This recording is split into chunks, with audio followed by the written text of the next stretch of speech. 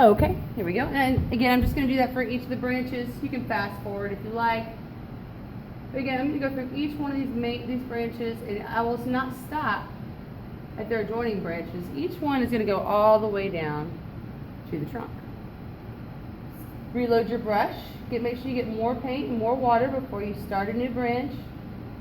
You can go over the chalk. You can go up to the chalk. You can wipe the chalk off later. I'm going all the way down into each branch there. Some people like to start down in the trunk of the tree. Sometimes I run out of paint when I do that. No, meaning they'll start down here really thick, and as they work their way up that branch, they'll just get their brush to get thinner and thinner. Either way is just fine. As long as your branches out here don't get so thick they have big hot dogs hanging off of them. I'm not making cattails today. I'm going to have this one come on up here. Start adding some little ones as you go.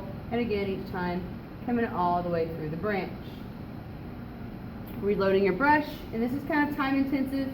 If your arm starts getting tired in this process, I recommend laying the painting down flat on the table or propping it up with the easel like this, because sometimes it's easier to work your arm like this than it is up in the air. I'm going to fast forward through this now that you guys are getting this. Go ahead and add all of them. Once you get to the branches that aren't really super main branches, then you can probably just start at the branch like this, matching that width. Notice that I didn't have all the branches come out whenever we did our original Y. I made sure only 2 branches came out at this point.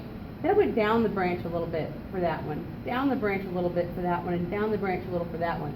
You don't necessarily want it coming out like a finger. Up to you. Again, as you get to the smaller branches, feel free to just start there at that width and then continue on from there. I'm going to thicken this one up just a little bit with another branch, another bigger branch. If you need a smaller brush, you're certainly welcome to use any brush you like, especially for these tiny branches. People have a hard time getting that fine tip.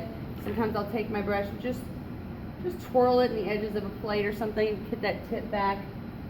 Make sure you place your pinky on the canvas. It just grazed the tip of that brush against the canvas, okay? There we go. And remember, you can always wipe paint off.